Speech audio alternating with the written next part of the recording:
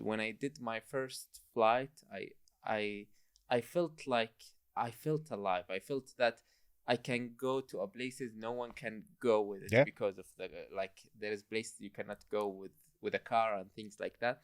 And in Saudi Arabia, like it is a huge country that there is a places are very remote, and I started to do it with the paramotor.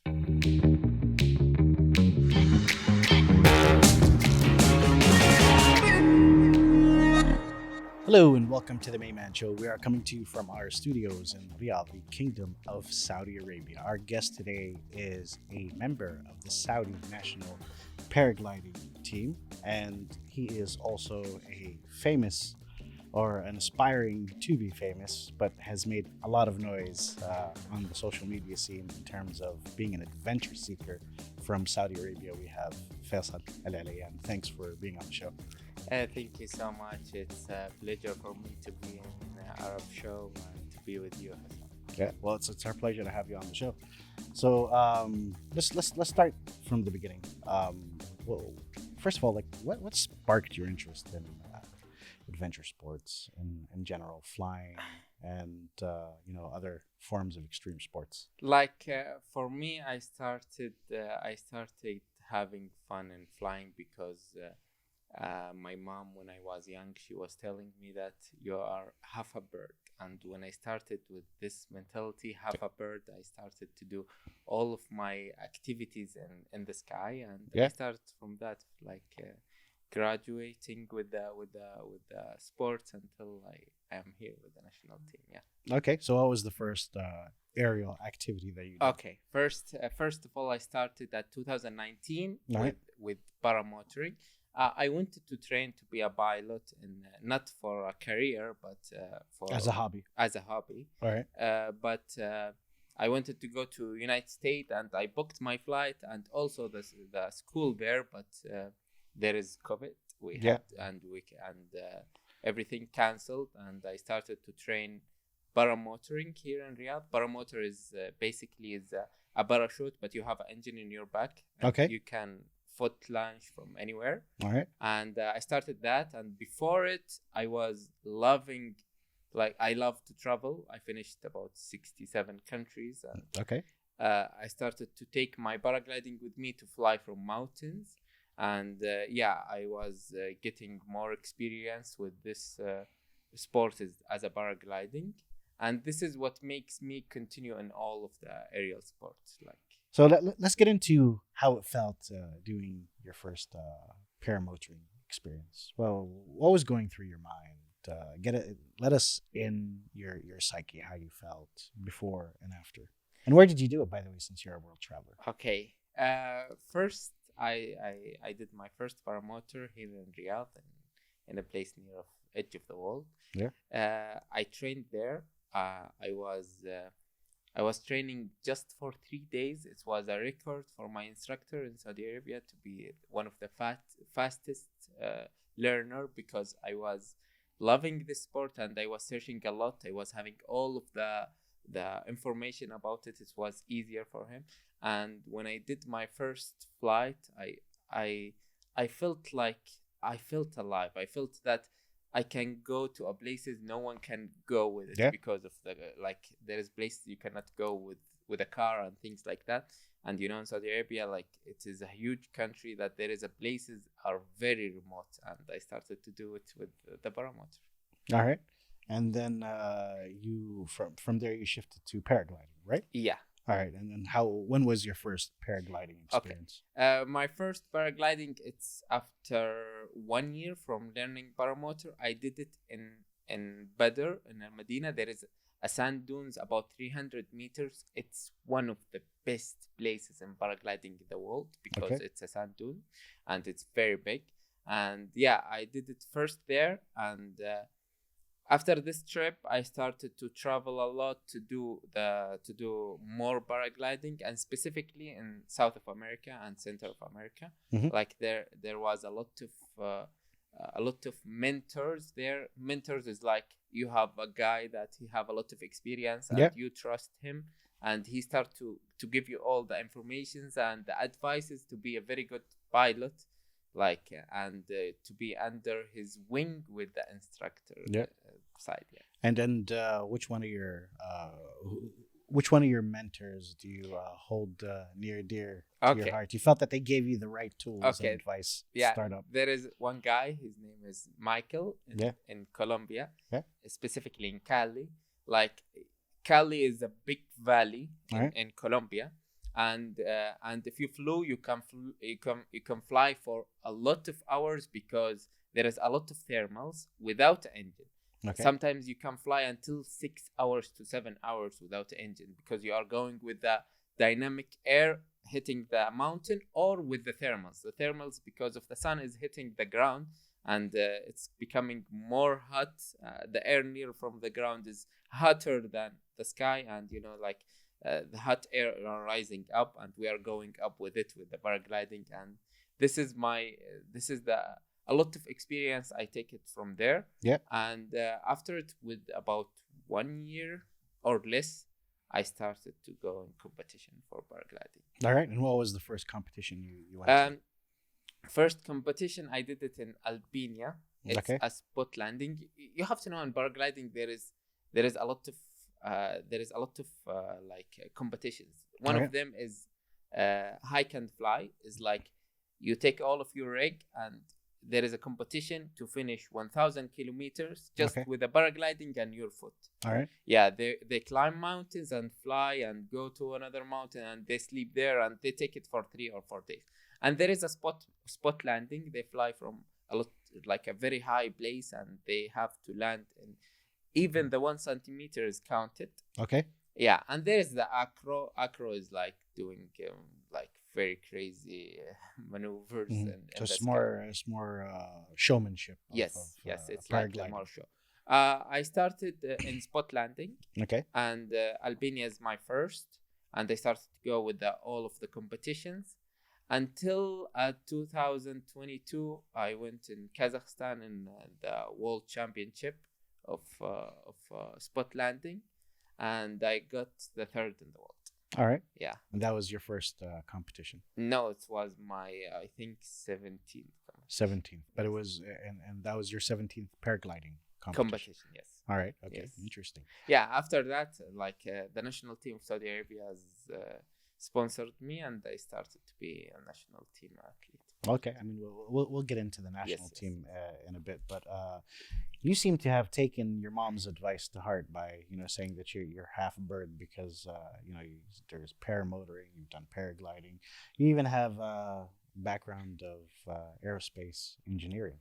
This is true. All right. Yeah. And then, so how did just that educational part basically help you or shape your background or your way of being in the sky in general? Perfect. This is a very great question because to be an aerospace engineering is a very big factor for me, because if you want to start to fly, you have to know aerodynamics and you have to know how is the wing flying and all of that things.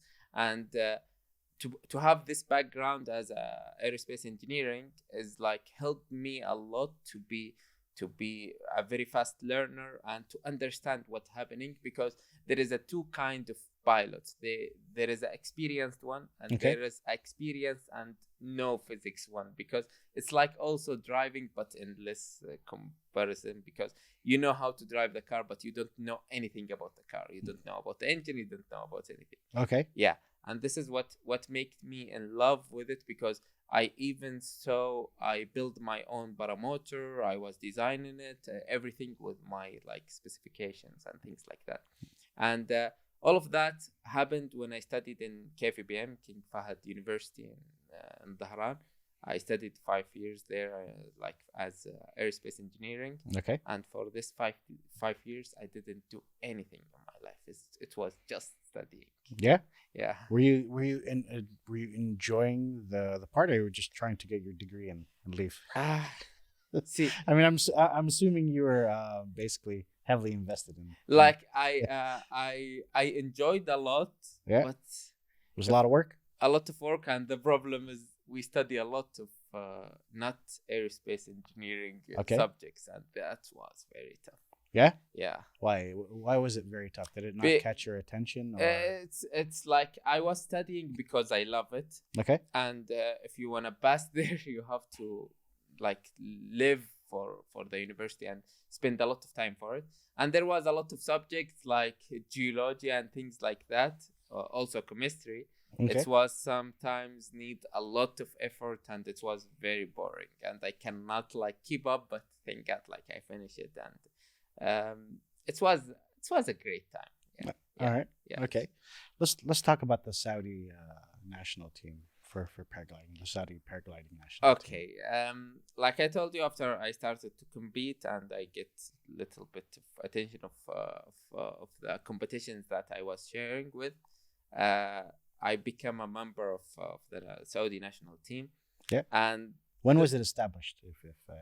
it is established before 2 years and a half from now. Okay. Yeah, it's about 2023. 2023. Yeah. Okay. Around there.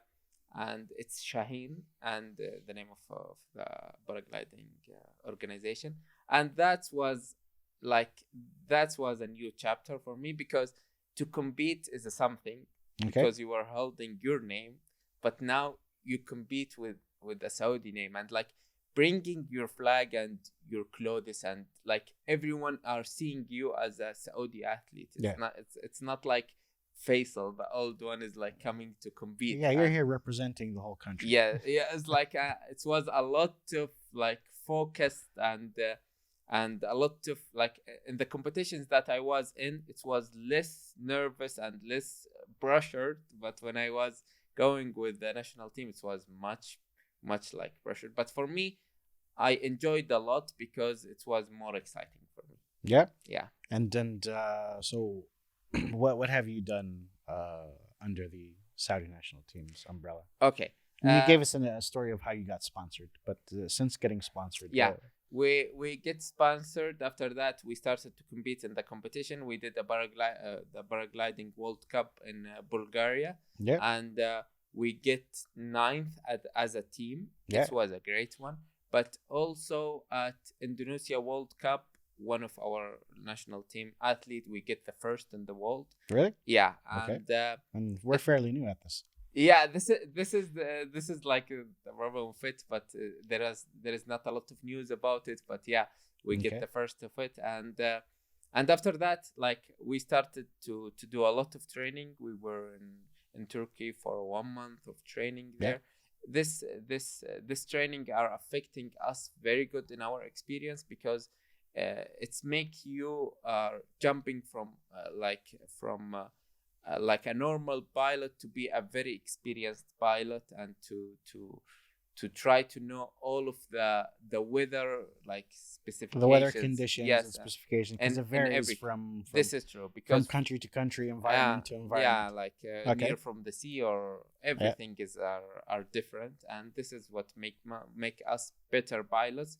And this thing are happening because our national, like Saudi, like ranking becoming best every year, and this is what we are aiming for. Right.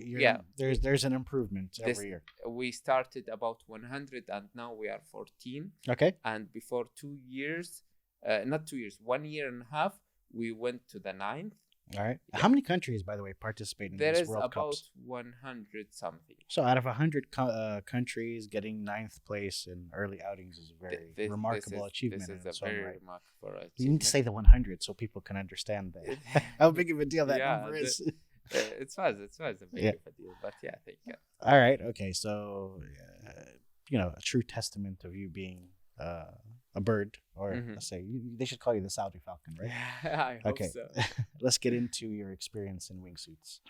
That is a completely different activity than paragliding and paramotoring. This is true.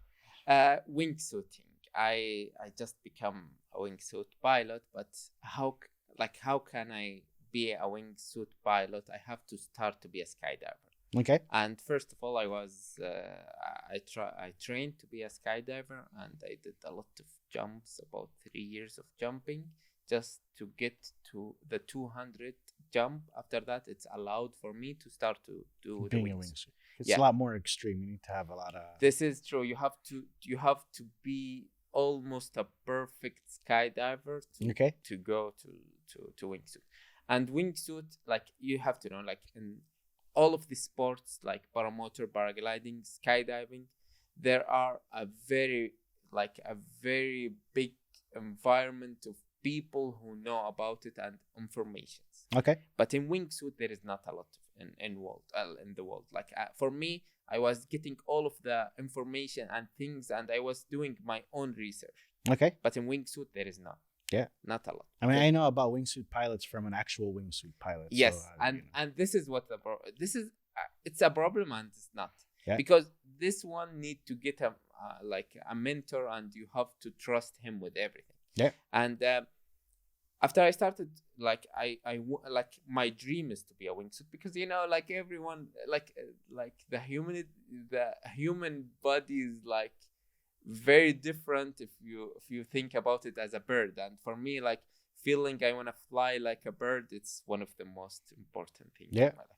And I decided that I want to train. And okay. I put my goals, and for me, I need to train for it in a good way, because these things, there is no room for error. For error. Yes, exactly. Because it is one error, and that's it. It's not. Yes. I completely understand. Forgivable. Like, it's the most extreme, if I'm not mistaken. It is wingsuit base jumping is the most extreme, I guess. Yeah, and I went to. There is 2 places in the world. There is a wingsuit tunnel, okay. And for me, I want to be a very good wingsuiter before I go in the sky or in the mountains.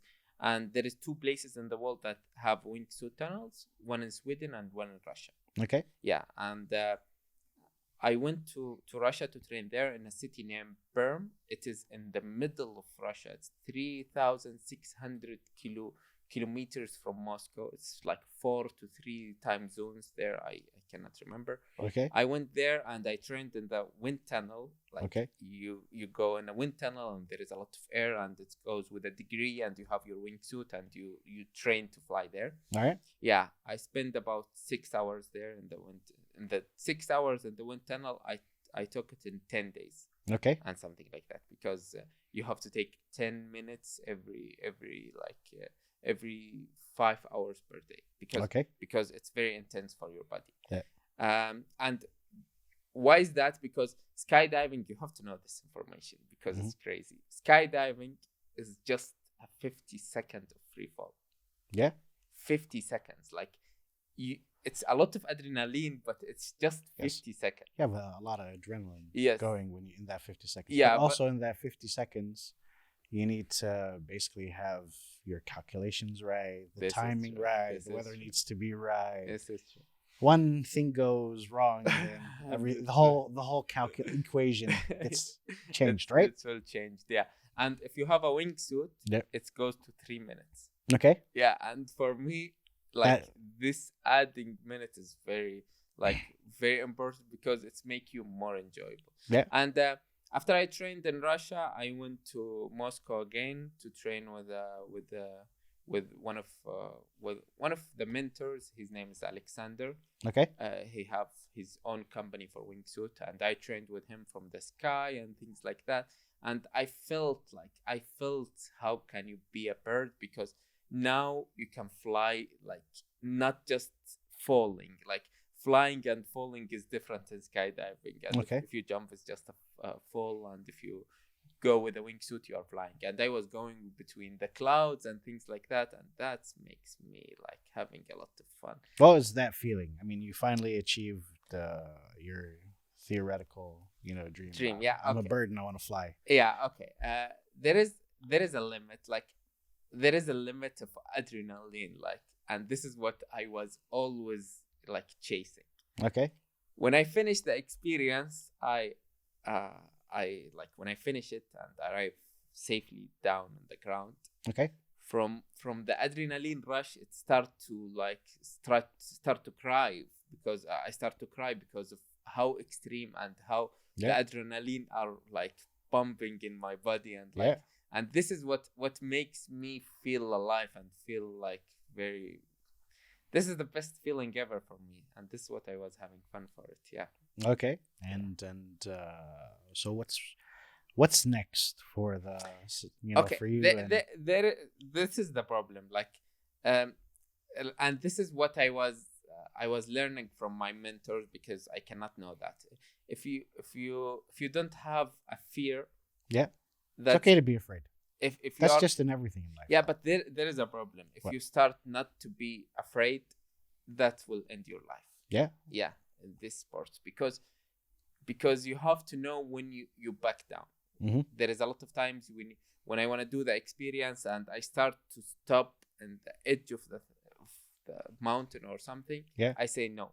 This is not the day. It's not a perfect condition. Okay. And See there gust of wind coming. yeah, Okay. and there is a We need to recalculate yeah, things. No, I don't blame you. I mean, you're doing it in extreme sports, but just in every field, fear is good. This is true. This is true. And I was having a period of my life that I don't get afraid a lot, and that was a problem for me. Okay. But yeah. So you'd say you learned how to translate the fear into calculated, tactical, wise risks. Yeah, I try to be like that, and there is always not a perfect, but I think my background in aerospace engineering helped me a lot for it, and this is what make me like better in this sport, and there is always room for improvement. Okay. Yeah, and I'm trying to do it as slowly and as best as possible for me. All right. And what's next for the Saudi Paragliding Federation? What's happening? We have a competition in August, and it's the World Cup in Germany. Okay. Yeah, and 100 countries competing in that one too. I think in this competition, the last record that I saw, that there are 115 countries are participating. All right. It will be a big one near Frankfurt in a city named Fassa Cooper. It's a very great city. Like, I have been there in the past, and we are aiming to get, I hope so, better result in this competition. All right. Yeah. I mean, you guys already got first place, so yeah, just maintain. But do you know level, what's the right? problem? We get the first before 2 years, but they're starting to have a lot of Chinese, and you have to know something. Okay. In China, like the people who participate in China, they take it as a full-time job, and they are fully. It's not a full-time job; it's a way of life. Like it's not Right? it's everything in their Yes. life, and also they have all the technology for it. Yeah. Like they build a lot of things in the mountain that they can fly about 100 flights per day. Okay. For us, is the maximum is 20. You cannot do more than. I think you've identified your next training camp. You And need to go to China. this is what we are pushing for. Let's go to China, because they are doing it very great, and there is a lot of good athletes are coming from there, and they are like starting to get first in everything. Okay. Yeah, but we are pushing back. I hope so. We will achieve something in this competition. Yes. All right. And then you post a lot about your experiences. I mean, there is a post about you flying through heavy rain. This is like I told you that I wanted to be a pilot for myself as a hobby. Yeah. And all of these years I was thinking about it, but it was a money problem. Okay. Because it was expensive and things like that. Okay. And I It's an expensive hobby. It's a very expensive hobby. Okay. Like, I know all of the aerial sports are very expensive, but not like flying an airplane. Because Yeah, of course. it's having a lot. And I don't want to get the license from any place and that's it. No, I want to have my own airplane. I want to fly all over the world, because the dream is to fly from right and come back from left. It's like going all around the world. This is my dream. All right. And all of that years I was searching, how can I do it in the best way? And the best way possible that I have is to buy an airplane and train in it. Okay. Because the most cost thing is the The most costly rent. thing is the airplane itself. Yeah, the airplane rental. Yeah. And I was searching to because I want to buy a specific airplane that I can jump from. Okay. Yeah. So multi-purpose. Yeah, it's like multi-purpose. And I was searching a lot until I found one in Germany, Okay. and I was connecting with the pilot there, and I want to buy it and fly with it to Saudi Arabia. But Okay. thank God I found one in Saudi Arabia, and it was this airplane that I found it here. It was having a crazy story. Okay. Yeah, how I found it, but thank God, like I found it. It's helped me a lot. I bought this airplane, and I started trained here in Saudi Arabia in Riyadh for it, and yeah, I finished my training, and now we build, like the Saudi Aviation Club build airport in Al Ras. Yeah. And I'm originally from Al Ras. It's a city in Al Qasim. Yes. And I start to be there every weekend. Like I fly from Riyadh because there is a farm there, and like a lot of my cousins. Yes. And I fly with my own airplane from here Mhm. to Al Ras to be in the farm. Also, in the season of skydiving in the winter, it was like going with my airplane to do skydiving in Al Ras. Nice. It was a very beautiful idea, and I take that like little bit up, and I wanted to go to the nearest countries, because I have to get more experience before doing a very big cross country, and Yeah. also my airplane is small for going a very long flight under a sea. Yeah. Oh, yeah. We shot an episode in an airplane with a Saudi pilot. Yeah, Michel Asteri, he's yes. one of our AIM pilot, and he have a very great airplane with 2 engines. All right. Yeah. Okay.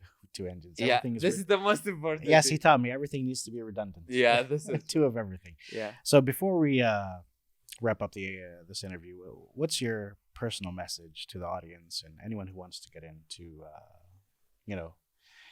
paragliding, skydiving, paramotoring, flying planes? Yeah. You seem to do it all. Yeah, for me, I think doing skydiving and all of the aerial sports is for someone who need to feel a little bit adrenaline and feel alive. I would love to let people try it at least once. Mhm. But for me, I just want to say, just chase what you love and chase it very bad, and do a lot of research for it.